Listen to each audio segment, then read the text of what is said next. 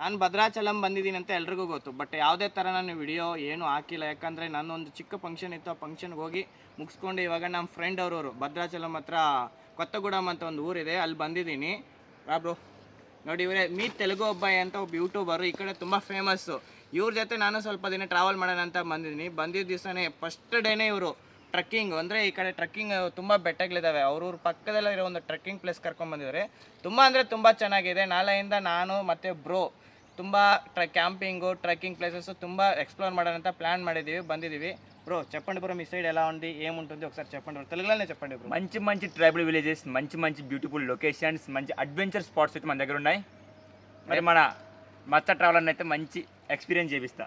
ನಾಳೆಯಿಂದ ನಾವು ಪ್ರತಿಯೊಂದು ವಿಡಿಯೋ ಯೂಟ್ಯೂಬಲ್ಲಾಗಲಿ, ಇನ್ಸ್ಟಾಗ್ರಾಮಲ್ಲಾಗಲಿ, ಫೇಸ್ಬುಕ್ ಆಗಲಿ ಪ್ರತಿಯೊಂದರಲ್ಲೂ ವಿಡಿಯೋ ಬರುತ್ತೆ.